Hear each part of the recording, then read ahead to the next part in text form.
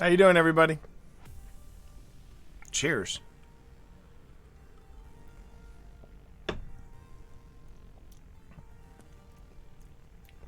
Nice and goopy.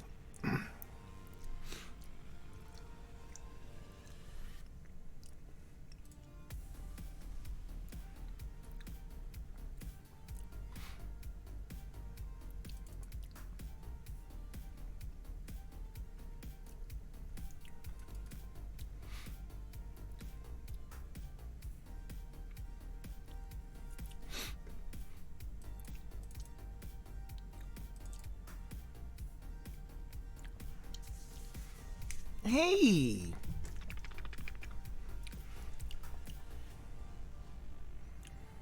How's everybody doing?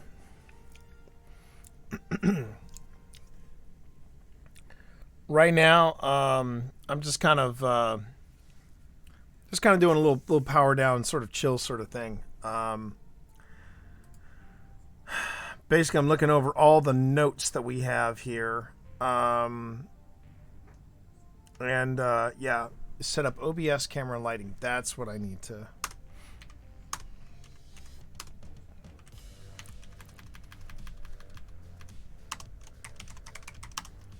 I am front.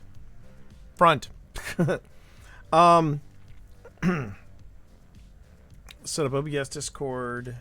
If running co-op games, camera and lighting. So here's what I discovered, chat, with the help from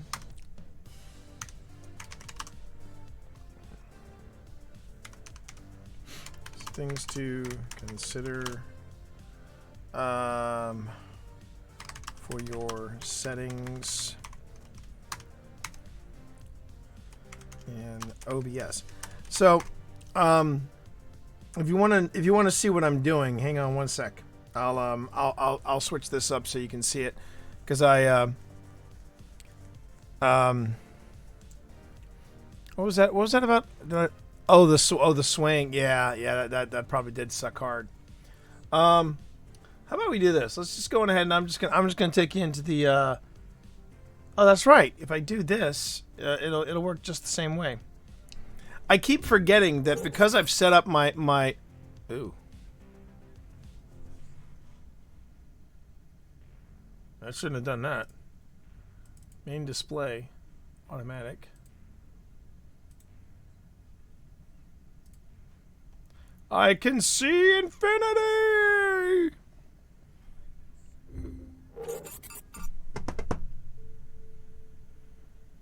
Really? It doesn't see?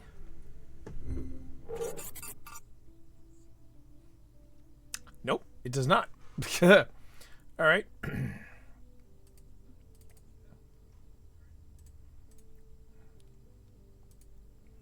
Ah, there it is. There it is. Now, why it was doing... I don't know what it was doing earlier, but... Yeah, that's what I wanted you to see.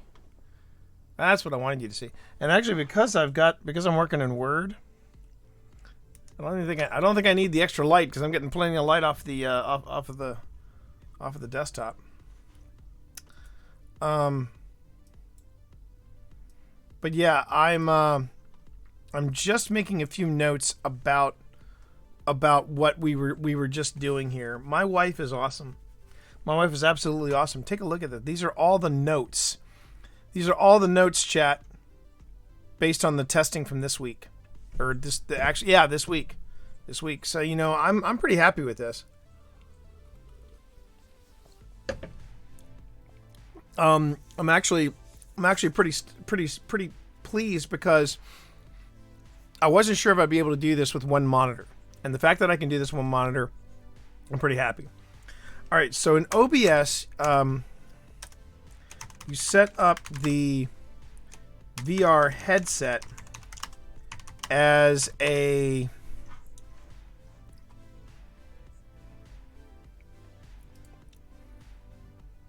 not as a window capture,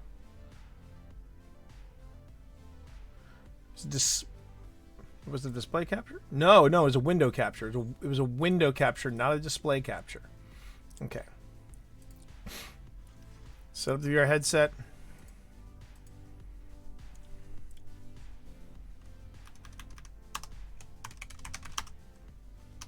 And we're gonna be testing all of this.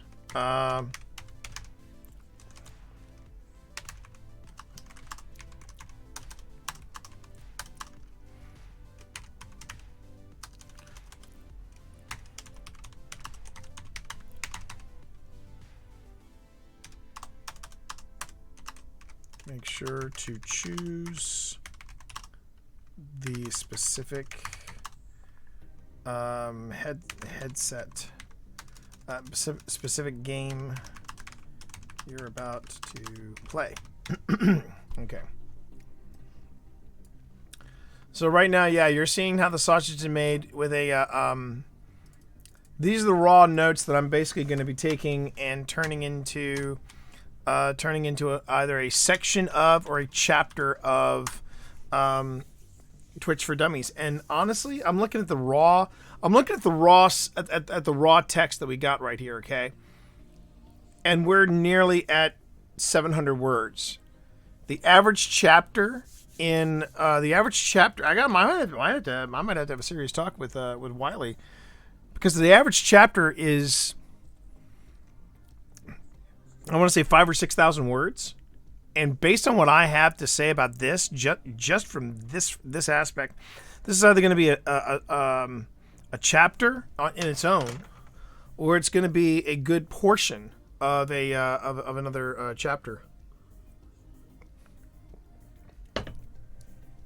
But could I take these notes? Could I take these notes after all my side comments and otherwise, and say, could I get this up to 2,500 words? Absolutely. And that could be a small and very brief and very intense chapter in and what I mean by intense is that it just comes at you full force. I might have to take this whole process and just break it up into 3 different exercises, and by then we're talking about 3,000 to 4,000 words, and then that's when it starts to feel like its own chapter in itself. But anyway, all right. So in OBS, set up the VR headset as a window capture, not a display capture. Make sure to choose specific game you're about to play.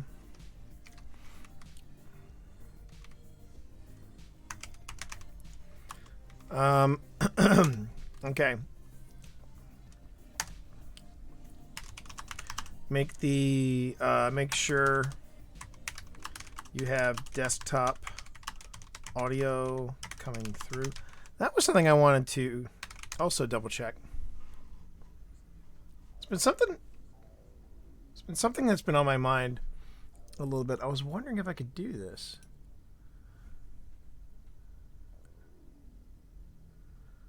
Properties. No, that's not what I wanted.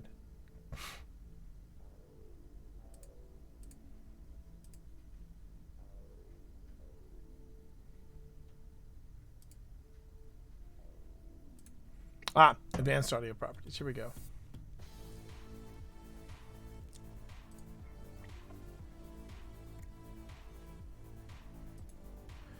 Mic check 1. Mic check 2. Oh, okay. Can everybody hear me all right?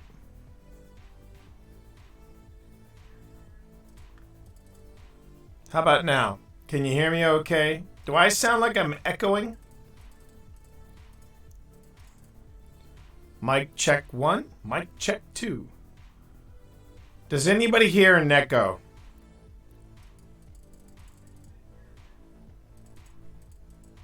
There's this thing that says sync offset.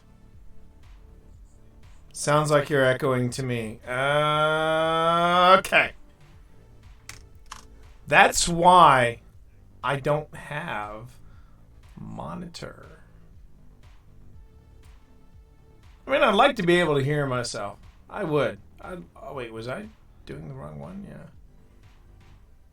No, no. There's a good possibility. There's a good possibility that there's a good possibility. See, when I'm streaming like this, unlike radio, unlike radio, I don't hear myself in my headphones. And since so I was just playing around with the idea of maybe doing like having like being able to self monitor myself, and yeah, if I have, and we're back to non-echo, I'd rather not have the echo, and I'd rather not, whatever happened, but I can do just fine without it. I can do just fine without monitoring myself.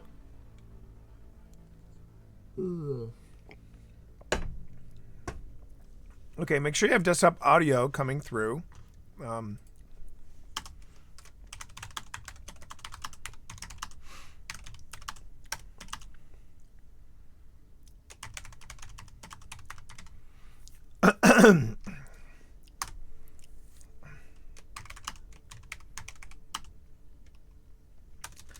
So yeah, so for when you're going for, when we're doing, oh, by the way, hey Sin, how are you? Good to see you. But when you're doing VR and you've got like the mic coming in, I don't know where it was pulling the sounds from, to be honest with you. Oh, that would be gameplay, Discord, stream alerts, etc. But for the audio input, I don't know how it was picking up my voice, but you do want to select the headset, the VR headset and mic.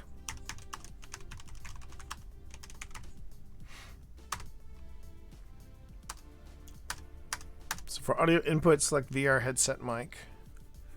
And then if I remember correctly, that's it.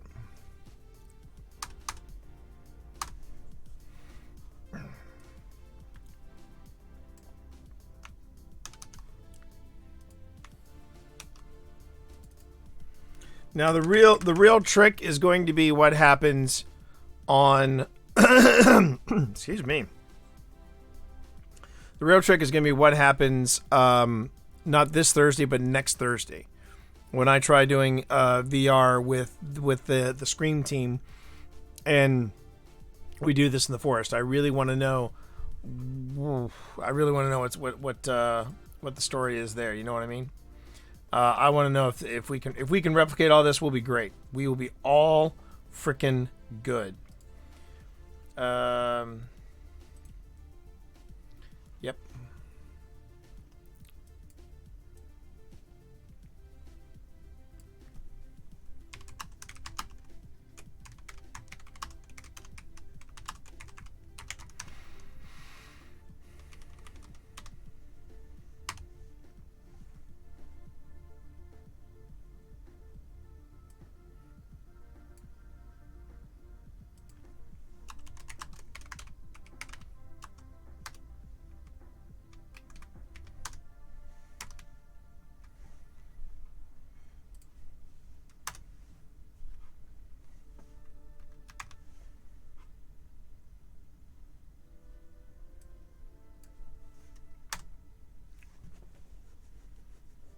Oh, finished a new overlay today. Nice job, Sin. Nice job. Is this for yourself, or are you selling your services out to people? Which is not necessarily a bad thing. I respect everyone's side hustle. I do. Okay. So set up OBS, Discord for running co-op games, camera and lighting, some things to consider for your settings. In OBS, set up the VR headset as a window capture, not as a display capture. Make sure you have a desktop audio coming through. That would be gameplay, Discord, stream alerts, etc. For audio inputs like VR headset mic.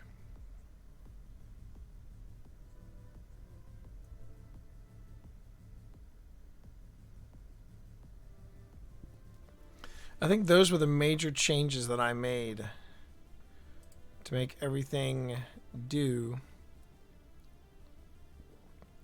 what I wanted and needed it to do. Here's audio.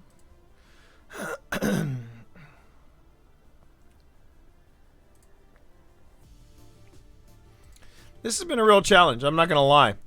This has been a real challenge trying to get myself set up in VR. But I'm glad I took this on. I got a charity stream coming up. Oh, really? Who's the charity, Sin? Tell us about it. I'd like to know what you're doing charity wise. That's awesome. Is this your first one? Is this your first charity stream coming up?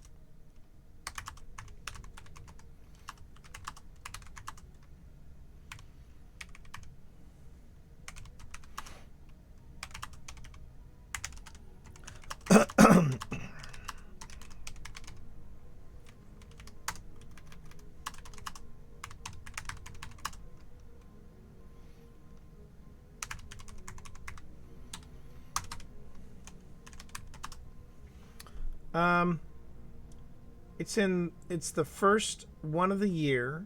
Oh, so you've done charity streams for. Oh, that's cool. That's cool. It's the first one of the year charity event is called Game Blast 2022, and it's to help out special effects in the UK. How's affiliate disabled gamers? Oh, nice. Nice, Sin. That's very cool. Nicely done, buddy. Nicely done. Have you ever told Steve about these guys? Have you ever made introductions? I think Steve should know about these folks. Seem now.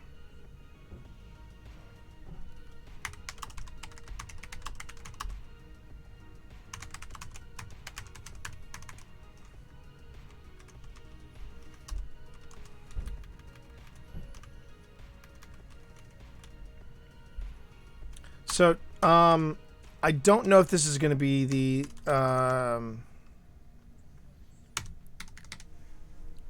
I don't know if this will be my last stream of the day or not. To be fair, I'm keeping it short. I wanted to keep this a short stream because I still got some other stuff that I need to do during the day. I mean, I want to upload Pilot of Old Spirits. It's ready to go. I'm pretty stoked about it. Phil wants to take one last look at it because he's just as stressed out about it as I am. But Wednesday is when it will go live. Hey, Panic, good to see you. I just want to thank everybody. I really do. I want to thank everybody here for coming into the stream today and yesterday, and just touching base with me and and helping me put together what I'm really considering to be the book that I wanted to write 2 years. I wanted this edition of Twitch for Dummies is what I wanted to write in 2019. But I honestly did not.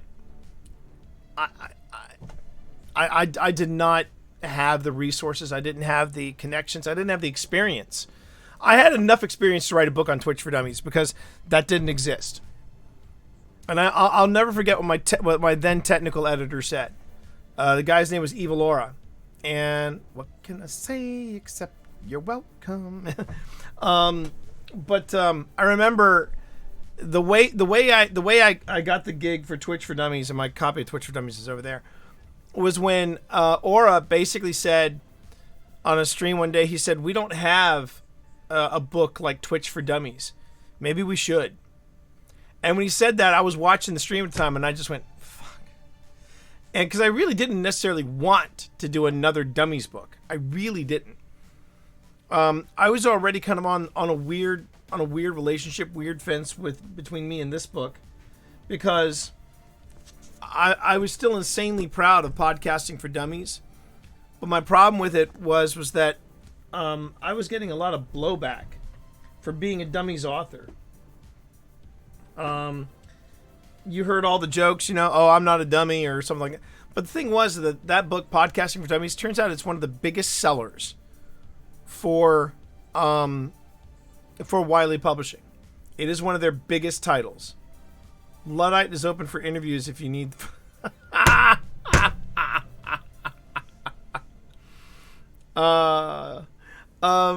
But as I was going to say, yes, that book is in your university library. Exactly. That book is in your university library. And that was the thing, is that it started to dawn on me, you know what? People are buying this book. So it can't be as bad as what I think, as what I'm perceiving is the reception of the book. People are buying Twitch for Dummies. They're buying Podcasting for Dummies. They don't go for second editions of books that don't sell. You know? So, pardon me.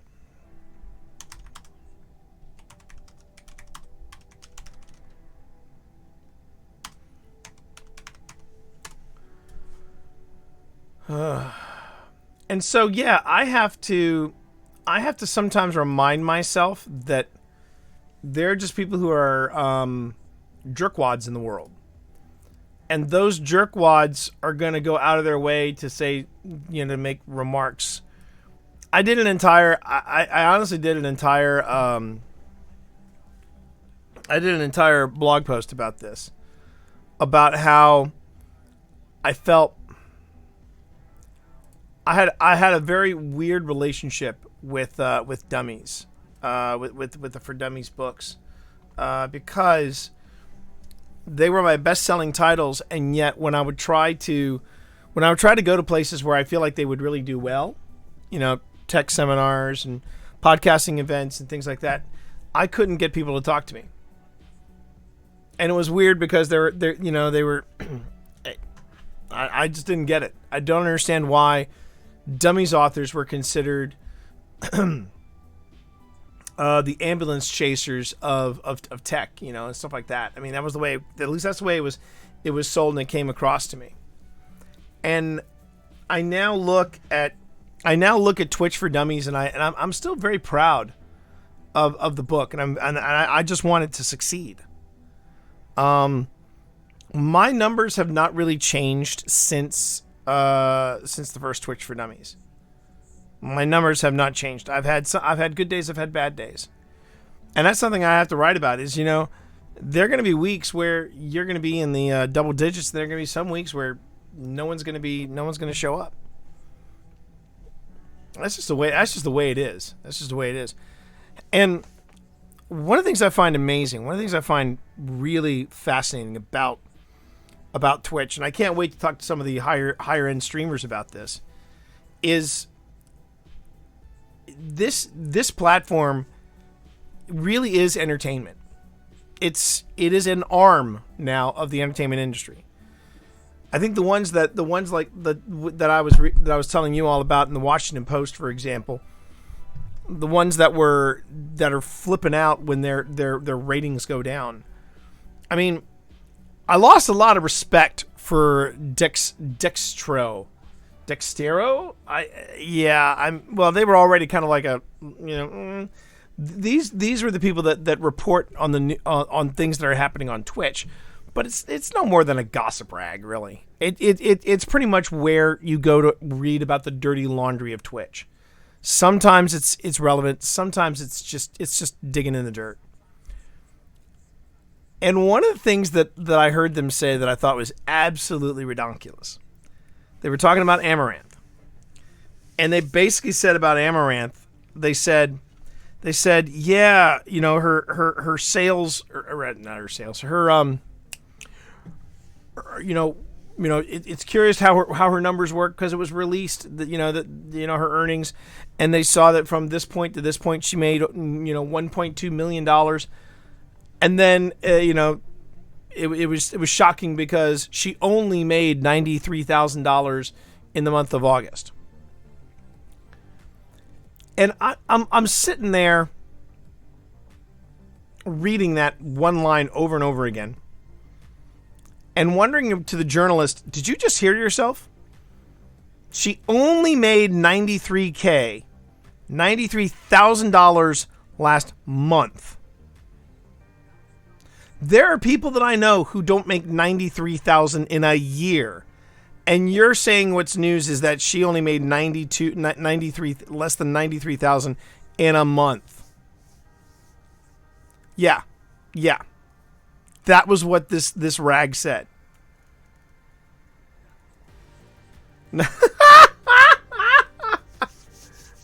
And hello to you, Kalina. Hello to you.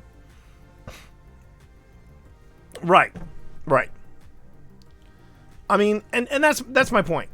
And I'll be the first one. Look, first off, I admire her hustle. I admire her hustle. Okay? That's not my point. My point is that there's an allure to Twitch, and I'm trying to. If you would ask me, what does my book do? My book is not here to help you get rich quick, and I've been accused of that. I've been accused of that with Twitch for Dummies, and I'm like, then you didn't read the damn book, Ludwig. You didn't read the damn book. Had you read the book, you would have known that I had an entire section called "Don't Quit Your Day Job." And Galena, it's funny that you should be here because, yeah, I'm actually going to be interviewing. Camilla for that. Camilla has agreed to do an interview with me, and so is Ashley Abing. So I'm pretty stoked about that. And I'm actually going to have a retread with a delightful streamer named Meadow Fox. She does harp music. So the very first Twitch for Dummies that I did, I had one musician. That was it. Now I got three. And that's what I'm saying about this is what I mean by bringing in new perspectives, bringing in new voices, and I really I want this book to work. I can't interview everybody. I'm the first one to say that. I can't interview everybody for the book. But the people that I'm locking in for interviews and time with, I'm just super excited about.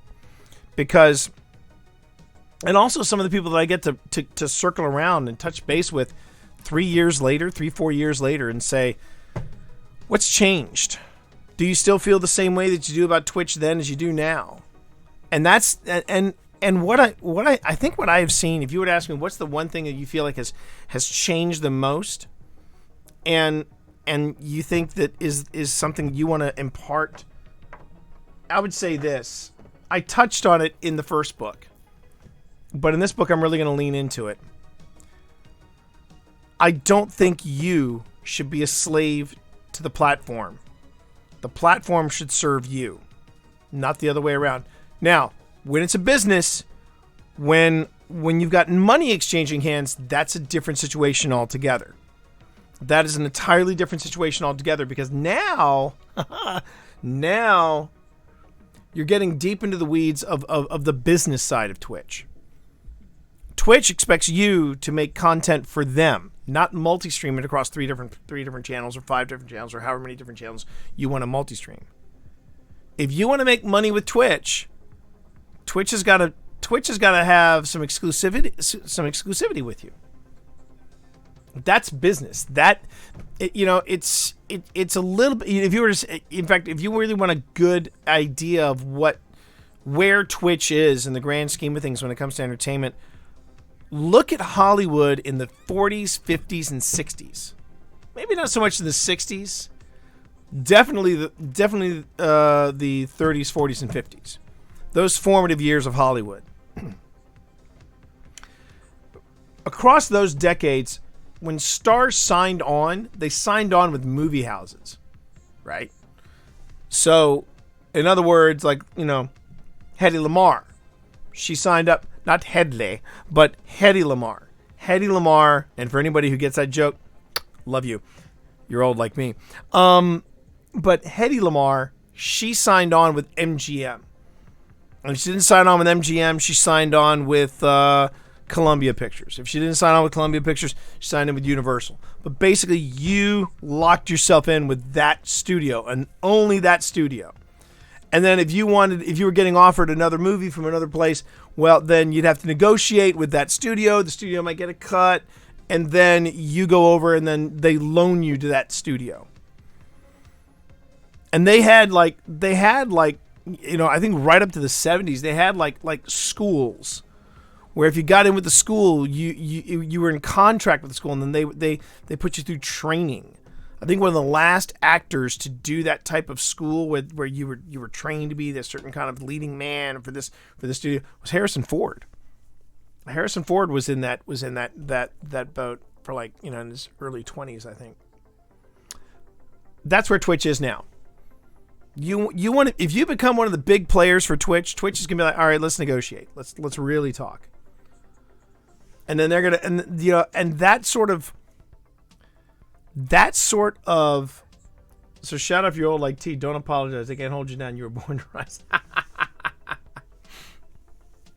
But what I mean is that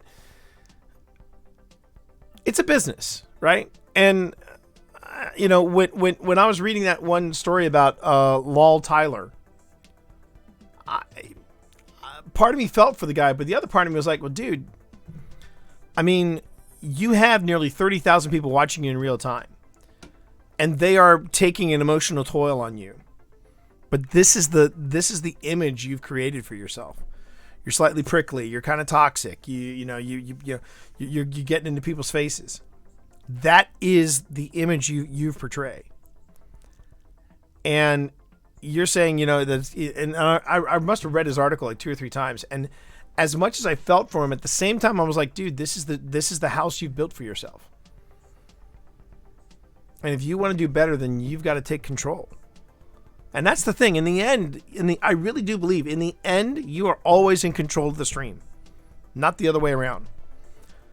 This platform should not control you. And I've seen some of the big names just lose their shit when their numbers were sagging, when things were kind of, not going necessarily the way they wanted them to go.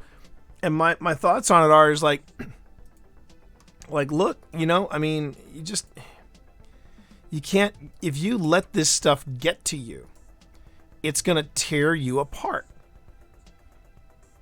And I learned that very quickly. when I got into podcasting. I mean, I'm the first one to say it. I wish there was more people that were listening to the podcast that I produced. But everybody wants that. Even the people at the top of the list, they want bigger numbers. But I also accepted the fact that, for those people who did listen to my podcasts, they enjoyed themselves. Not just Happy Hour. I'm talking about Moravia. I'm talking about Billy Battings. I'm talking about the stuff that put me on the map. And for some organizations and some people, when it comes to podcasting, I am an afterthought. And I'd be the first one to say, you know what? I bet if you took a survey of all these people that you're rallying around as innovators or podcasters, how much you want to bet they bought this book? How much you want to bet? Because this book was still selling, and selling better than it was when it was a 10-year-old book. And people were writing me going, when are you guys going to do a 3rd edition? So we haven't been asked. And then when I found out that when I started collecting royalty checks for a 10-year-old book on podcasting, and I looked back and saw like references and pictures of gadgets that didn't even exist, I was like, man, we got to do something. And that I tell you something, that 3rd edition nearly broke my soul. It was super intense. God darn it, Mr. Lamar, you use your tongue prettier than $20 whore. So I got a quick story to tell you, Randy, about Blazing Saddles. I introduced Blazing Saddles to both Pip and I introduced Young Frankenstein to, before anybody says it, that's Frankenstein. But I introduced Pip and Sonny to Young Frankenstein, and it didn't go over well. Slim Pickens, where's Major Khan? Yahoo! That is my image of Slim Pickens. That will always be my image of Slim Pickens. Woo-hoo! And again, if you get that reference, you are a cultured individual. But going back to what I was saying, so Young Frankenstein fell flat. It fell flat. It fell flat with him, and I think it was because that particular movie. It's a great movie from Mel Brooks. It's probably one of his best, not the best, but one of his best. But I think the big problem is if you haven't seen the original Frankenstein, and they had not seen the original black and white Frankenstein. If you haven't seen those movies, you haven't watched the Hammer horror films or stuff like that, then I think a lot of the jokes are going to go flying over your head, and they did, and they did not get into it. It did not click. So I played a different card when I wanted to introduce Sonny and Pip, because Pip hadn't seen it. I played a different card, and I said, well, let's do a double feature. And the double feature we watched the original, not the Seven Samurai, because that is the original, but we watched the original Magnificent Seven. Steve McQueen and Yul Brynner, Jason Colburn, these were manly men that had more testosterone. You know what I'm saying? I mean, this was just a full-on, flex theater. That's what I'm talking about. Yes, I knew that too, Randy. I did know that trivia. But that's what I mean. If you didn't watch those films, those Boris Karloff classics, those black and white masterpieces, then you'd watch Young Frankenstein. You go, okay. I mean, it's a bit like, here's another good example. When you see Bela Lugosi, right, as Dracula going, listen to them, children of the night, and then Frank Langella, listen to them, children of the night, and then you go to George Hamilton, Love at First Bite, children of the night, shut up. So you get that joke, but Pip and Sonny didn't have that frame of reference. So we watched the original. Magnificent Seven, and I'd never seen the original Magnificent Seven, so I loved it. I mean, I knew that it was a Western, and I knew that it was like one of those iconic Westerns. What I didn't know about the and I knew Steve McQueen was in it. I didn't know it was Steve McQueen and Yul Brynner. I didn't realize these two powerhouses were in there. And I'm sorry, but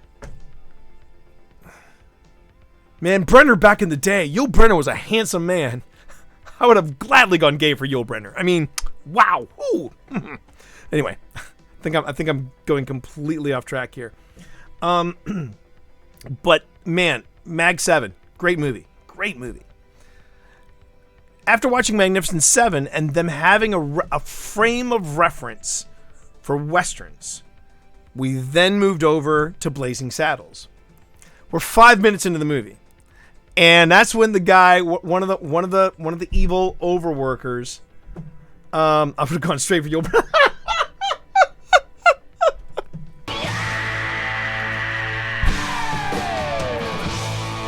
The original Man in Black, the OG, baby.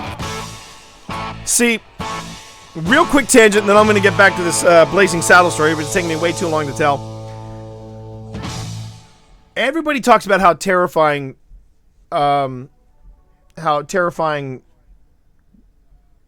Schwarzenegger was as the Terminator. He kept coming for you. And I'm like, you people obviously have never seen the original Westworld. Because, man, Yul Brynner chasing down Richard Benjamin kept me up at night as a kid. Just him. I mean, he had a job to do in that movie. And I tell you something. Yes, testify, Randy, testify. So anyway, get back to it. Yeah, oh yeah, Kalina, you know what I'm talking about. So anyway, we're 5 minutes into Blazing Saddles, and the N-bomb is dropped. And Sonny and Pip's heads both whip around and go, hey! And I said, wait for it. wait for it. And the N-bomb was dropped when the guy, the evil overseer, comes up to the to the Black Frontiersman and basically says, "Give me a good old N-bomb work song." And they all gather together. And Cleavon Little is in front. I believe it was Cleavon Little. And he just looks at him and he goes, "I get no kick from champagne." And behind them, the guys go, "Ooh." And that is when Pip and Sonny go, "Okay, I think we see where we're going with this." By the time Mel Brooks shows up as the Yiddish-speaking Native American, that's when all bets were off, and people and the two of them were like, "Oh my God, this movie rocks." Yes, Mike, Blazing Saddles. Is it possible to put a 30 up for adoption? I need someone to take Mike off my hands. Not. You signed up for that. You two got to work that shit out. But yeah, that was when Blazing Saddles. Yeah. Whoa. What in the wide world of sports is going on here? I mean, there's just so much. Wait, where did she even say that? No. It was when they dropped the N-bomb at the very beginning of the film. And it's funny because the behind the scenes story was that the original Blazing Saddles was supposed to be Richard Pryor that played the role, but because he was such a liability on the set, they were just like, we're not doing that. But Richard Pryor helped Mel Brooks write the script. And Mel would go to Richard, because when people say, I don't know how this went from talking about VR to this, but I'm just rolling with it. Yeah, but Cleavon Little was amazing. And that was because Richard Pryor recommended Cleavon Little. He recommended Cleavon Little for the role. But Richard Pryor, when people say that The Blazing Saddles is a racist movie, I say I really feel like you need to watch it again. I really feel like you need to watch it again and realize that this is not a movie that's racist. It's a movie about racism. It is satire. And it is good satire because it pisses people off. And people who think that, it's a fun, goofy little movie, 9 times out of 10, it's about them. I mean, it is unsettled. You should be slightly unsettled with some of the jokes that Mel Brooks gets away with. And the point was that it was about racism. It was about racism. I even think near the end, it even got into some issues of homophobia. The fact that on the, throw out your hands, stick out your toes, hands on your hips, give them the push, and and all the dancers go and done. Sorry, I'm cracking myself up thinking about it. Dom DeLuise looks around and goes, "Sounds like steam escaping." I mean, it's just great stuff. But when Mel Brooks was writing Blazing Saddles with Richard Pryor, Mel Brooks was actually going, "I think we're dropping the N-bomb a little too much in this." And Richard Pryor was the one who said, "If anything, we need to say it more." Because the point of the movie is about racism. And he wanted people to be uncomfortable. Pryor may have had his issues, but man, that guy was right on the edge, baby. Right on the edge. I love me some Richard Pryor. There were 2 Richard Pryors, too. There was the Richard Pryor that did PG films, and then there was the other Richard Pryor. I was more of a fan of the rated R Richard Pryor because that's when he got raw. He got raw as F, and I love that. I also love the fact that this community helped come together and help me sort out all this stuff with VR. We're gonna probably have one more test stream before the end of tonight. But I wanted to give everybody a heads up. We think we've cracked it. And the reason why we're testing is because this is the stuff that's going to be in the new book. And by the way, if there's something that you would like to see in the new book, this is an open forum. I would love for you to step forward and say, "Hey, we'd love to talk to you about I'd like to see this in the second edition Twitch for Dummies. I'd like to see this." And if it's possible, then yeah, I will definitely do it. Difference between actually showing what things were like and Hollyfying it by pretending it wasn't like that. Pryor had a role to fill. But by the way, Kalina, I love this. I love this emote. I love this emote. That's fantastic. Oh, holyfying it. I thought you were saying about Hollywoodfying it. You know, what you're talking about is I think something entirely different. I think it's entirely different. You know, you're getting into that whole the whole notion, the whitewashing of history. And you want a moment of embarrassment when Pip and I were watching The Watchmen on HBO. We were watching that opening scene that took place during the Tulsa Massacre. And Pip turned to me and said, "This didn't really happen, did it?" And I mean, I was like, "Come on, no, this didn't happen. This didn't happen. This is Watchmen. This is an alternate universe kind of thing. So don't worry about it." 10 minutes later, Pip said, "No, T, this actually happened." I said, "What?" And I remember getting very angry with my high school teachers, because I went through three different history classes. I loved history. I absolutely loved history. And the fact that I never heard of the Tulsa Massacre until The Watchmen, I'm like, are you kidding me? And sure enough, the next day, this was what I thought was even more surreal. The next day on IO9, they ran an article saying why people hadn't learned about the Tulsa Massacre until last night on HBO during The Watchmen. And apparently it dominated for that week. It dominated the top of Google search strings. And I mean, people are sometimes made very uncomfortable by the truth. That is the bottom line. But that's the thing about history. History, you do that. You have to learn from your mistakes, or you are going to repeat them again. Now, I'm kind of rambling on. For those of you who are just joining me, just trying to find out, hey, what's going on in this stream? It's a VR test stream. This guy doesn't look easy in VR. Hang on. I'll prove it to you.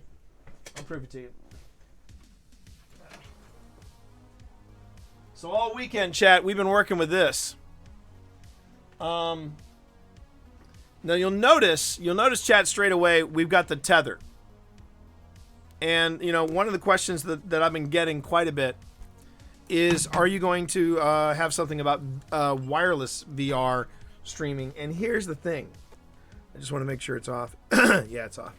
So the thing about wireless VR headset streaming, we're going to give it a shot tonight. We are going to give it a shot tonight. Some wireless VR streaming. But there's a couple of things that I think you don't think about. I mean, everybody thinks, well, I don't want to be tethered to the machine. Well, here's the problem. One, if you do wireless with this thing, you have maybe 1 to 2 hours. You have maybe 1 to 2 hours. Maybe. And that's if you don't have, like, Phil has a battery pack that he plugs into his. But that thing gives off a lot of heat. It's also pretty expensive. And after about 2 hours, I can tell you right now, after 2 hours, I mean, I did a workout today. Now, that was a workout. But I did 2 hour. I did an hour, like a little over an hour workout in Supernatural in this thing, and I was feeling it. Chat.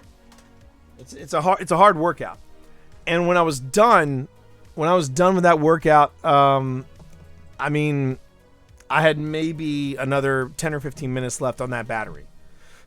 Now, there are smaller batteries you can attach in, and they might give you another hour or two. But anybody that would do over a 3+ hour stream in a headset, no, I don't see that happening. But the nice thing about being tethered is if you're tethered, then the one thing you don't have to worry about is having a whole lot of space. What you don't see in this studio, I don't really have a lot of space to move around in. I've got 2 desks here. I've got my bookcases over here, and so that means I have very limited space to work in. But if I'm tethered, I don't have to worry about it. You know, I can just basically stay stationary and I can move around with the joysticks. But even, you know, moving backwards and forwards and things like that, I just think that tethered is almost like a safety net for yourself. Now, we got the 20-foot cable so that we're not tangling over it or we're not tripping over it. We're not, you know, taking the chance of doing something like that. But the other advantage of being tethered is you are still charging the headset while you're streaming, which is a good thing. You just got to be you just I think I really do think that I could see myself streaming for an hour on VR. 2 hours on VR might be pushing it. 3 hours, I better have a bucket somewhere because I'm gonna be puking my guts up in it. So I don't know. I don't know. I mean, it's one of the things I've got to explore once I start getting more VR streams under my belt. But we are gonna still try to figure out how to do it tonight wirelessly. If we can do it wirelessly, then, you know, bonus. But I'm going into this rather real. I'm going into this realistic. I'm going with this with a realistic frame of mind on this. But I think we have nicked it where we can stream from one monitor. I had a discussion with Phil, and Phil said that he streams from one monitor because it's easier, which boggles my mind. But because I had this thing up and running yesterday, but I was using two monitors, and it dawned on me, well, not everyone's going to have a 2-monitor setup. So I tried to do the whole thing from one monitor. I got it working, but I had to really push it, really get outside of my comfort zone and go, okay, what do I need to do? And then I had to go one step further and go, okay, I need to break the glass and call Phil. And Phil helped me out. So we're good. All right, everybody. Just want to do it. I wanted this to be a quick touch base, and sure enough, I've been on for probably well over half an hour. It's the joys of being a streamer. Oh, no, I've been on for nearly an hour. I have to be on for nearly an hour. Oh, you get some sleep, Kalina, and I will see you. I will see you tomorrow. I think I'll see you tomorrow. I know Camilla's streaming in the morning, but yeah. You have a good night. Get some rest. And yeah, I'm just gonna let AutoHost do its thing. You know, I'm just gonna shut down. But I will probably. I just want to give everybody a heads up. I will be back on tonight. I should be back on tonight, doing more with VR stuff. So yeah, I just wanted to pop on here and say thank you, everybody. Just thank you very much for being awesome. I appreciate it. All right. So you all have a good night, and if we're back, we're back. Okay. So I'll see you later. Peace.